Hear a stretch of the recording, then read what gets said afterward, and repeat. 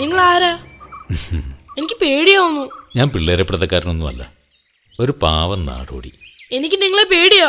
താൻ കരയാതടൂ, ഞാൻ തന്നെ പിടിച്ച് വിഴുങ്ങത്തൊന്നുമില്ല. മോനിത് പിടിച്ചേ. എനിക്കെങ്ങും വേണ്ട. വേണ്ടെങ്കിൽ വേണ്ട, അതിരിക്കട്ടെ. ഞാനൊരു കാര്യം ചോദിച്ചാൽ മോൻ ഉത്തരം പറയൂ. മോന്റെ പേരെന്താ? മോസസ്. മോസസ്. മോസസ് കൊള്ളാം. ദൈവത്തിൻ്റെ കയ്യിൽ നിന്നും കൽപ്പനകൾ ഏറ്റുവാങ്ങിയ പൂർവ്വപിതാവ്. ഈ മാങ്ങ എറിഞ്ഞിടുമ്പോൾ മോൻ എത്രാമത്തെ കൽപ്പന ലംഘിച്ചെന്നറിയാവോ? 7ാമത്തെ അല്ലേ? ആ, എന്താണ് 7ാമത്തെ കൽപ്പന? മോഷ്ടിക്കരുത്. ആ, കൊള്ളാം. മോൻ പറഞ്ഞത് വളരെ ശരിയാ. ഈ മാങ്ങ എറിഞ്ഞിടുമ്പോ മോൻ 10ാമത്തെ കൽപ്പന കൂടി ലംഘിച്ചില്ലേ? ലംഘിച്ചു. ആ, എന്താണ് ആ കൽപ്പന? അന്യന്റെ വസ്തുക്കൾ മോഹിക്കരുത്. ആ, മിടുക്കൻ, കാര്യങ്ങളൊക്കെ അറിയാം. അപ്പോ ഒരു മാങ്ങയ്ക്ക് വേണ്ടി മോൻ 2 കൽപ്പനകളാണ് ലംഘിച്ചിരിക്കുന്നത്. അതെ.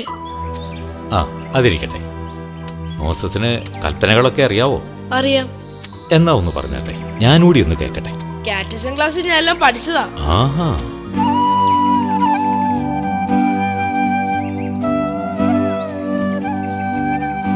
ദൈവകൽപ്പനകൾ 10. നിന്റെ കർത്താവായ ദൈവം ഞാനാകുന്നു, ഞാനല്ലാതെ മറ്റൊരു ദൈവം നിനക്കുണ്ടാകരുത്. ഇനി 2ാമത്തെ കൽപ്പന, കർത്താവിൻ്റെ ദിവസം പരിശുദ്ധമായി ആചരിക്കണം. മാതാപിതാക്കളെ ബഹുമാനിക്കണം. കൊല്ലരുത്, വ്യഭിചാരം ചെയ്യരുത്, മോഷ്ടിക്കരുത്, കള്ളസാക്ഷ്യം പറയരുത്, അന്യന്റെ ഭാര്യയെ മോഹിക്കരുത്, അന്യന്റെ വസ്തുക്കൾ മോഹിക്കരുത്. ഇതാരാണെന്നറിയാവോ? ഇത് സെയിന്റ് സെബാസ്റ്റ്യൻ. ഇതോ? ഇത് സെന്റ് ജൂഡല്ലേ, അസാധ്യ കാര്യങ്ങളുടെ മധ്യസ്ഥൻ. അപ്പൊ ആരാണ് ഈ വിശുദ്ധർ?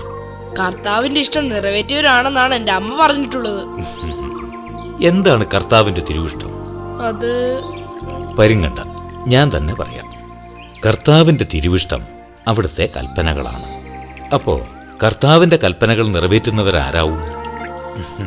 വിശുദ്ധർ. മോന് വിശുദ്ധനാകണമെങ്കിൽ കർത്താവിന്റെ കൽപ്പനകളെല്ലാം പാലിക്കണം. മോൻ ഇനി ഈ മാങ്ങ വേണോ? വേണ്ട.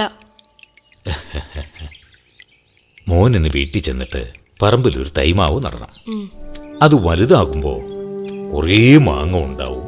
ആ മാങ്ങ തിന്നുകയും ചെയ്യാം, മോന് മറ്റുള്ളവർക്ക് കൊടുക്കുകയും ചെയ്യാം. ഒപ്പം കൽപ്പനകൾ അനുസരിക്കാൻ ശ്രമിക്കണം. ആ ശ്രമത്തിന്റെ പൂർത്തീകരണം നമ്മളെയും വിശുദ്ധ പദവിയിലേക്ക് എത്തിക്കും. അങ്ങനെ നമുക്കും വിശുദ്ധരാകാം.